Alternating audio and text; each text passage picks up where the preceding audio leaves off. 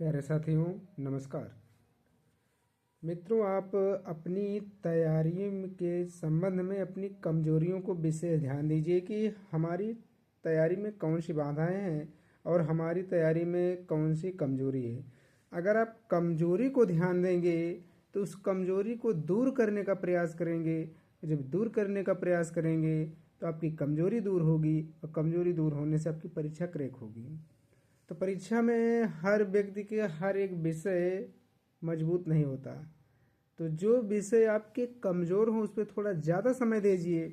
जैसे जीएस में देखा जाए तो लोग इकोनॉमी में कम इंटरेस्ट लेते हैं, हिस्ट्री, ज्योग्राफी, पॉलिटिक्स, साइंस तो पढ़ते हैं, करंट में भी कम इंटरेस्ट लेते हैं। तो करंट को भी ध्यान देना है और इकोनॉमी को भी ध्यान देना है। जीएस में 5 पांडव मुख्य हैं: history, geography, economy, politics, science. 5 मुख्य हैं। इसके साथ साथ जैसे यूपी पीसीएस दे रहे हैं, आरओ दे रहे हैं, तो उत्तर प्रदेश स्पेशल पढ़ना पड़ेगा।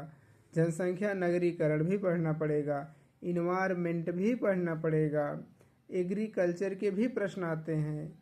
तो इन सब विषयों में जो कमज़ोर हो उसको भी लेके चलना है। अब कमज़ोरी दूर करेंगे नहीं तो आप ऐसे पढ़ते रहेंगे, समय बीतता रहेगा, पढ़ते रहेंगे, समय बीतता रहेगा, प्री देते रहेंगे, मेंस देने का मौका नहीं मिलेगा। तो अगर मेंस देना है, अच्छे से देना है, तो अपनी कमजोरियों को दूर करिए और ज़्यादा से ज़्यादा कंटेंट अपने पास इकट्ठा करिए। फालतू किताबें भी मत पढ़िए कि मोटी मोटी किताबें अलमारी सजा लिए, पढ़े को नहीं रहे हैं। आप 6 से 12 तक एनसीईआरटी रखिए और एक ही साथ एनसीईआरटी मत रखिए। पहले एक विषय की लाइए, कम से कम एक विषय की एक किताब तो आपके पास होनी चाहिए। जैसे हिस्ट्री ले लिए, अब हिस्ट्री के साथ साथ आप पॉलिटी ले सकते हो, ज्योग्राफी लाइए, पढ़िए और अच्छे से समझिए। जब वो पढ़ लीजिए, अच्छे से समझ लीजिए, फिर दूसरे क्लास की लाइए। नहीं पता लगे तो आप ला के अलमारी पूरा सजा लिए, इतना ऊंचा सा मोटा सा बुक आप पढ़ नहीं रहे हो। जब एक एक बुक लाएंगे तो आपकी पढ़ाई भी अच्छी होगी और नई बुक रहेगी तो एक बार पढ़ने में भी आनंद आता है। तो अपनी कमजोरियों को दूर करते हुए पढ़ाई करिए ताकि आपका सिलेक्शन जल्दी से जल्दी हो जाए। और जितना जल्दी सिलेक्शन होगा उतना अच्छा होगा आपके सेहत के लिए भी, आपके परिवार के लिए भी, आपके समाज के लिए, आप स्वयं के लिए। तो आप आरओ की तैयारी कर रहे हैं या करने की सोच रहे हैं या जो फॉर्म अप्लाई किए कर रहे हैं, वो ज़्यादा से ज़्यादा मान चलिएगा 90 दिन समय है। अगर 90 दिन समय मान के चलिए या 100 दिन समय मान चलिएगा तो आपकी तैयारी बेहतर होगी। आप सोचेंगे जब एग्ज़ाम डेट एकदम क्लियर होगा, कन्फर्म होगा, तभी हम तैयारी जुटेंगे, तो परीक्षा होगी नहीं, क्योंकि लगभग 10 लाख फार्म हैं। तो तैयारी में धार दीजिए। जैसे अलाउद्दीन खिलजी का एक स्टेटमेंट था, दिल्ली की सत्ता पर वही कब्जा करेगा जिसकी तलवार में धार।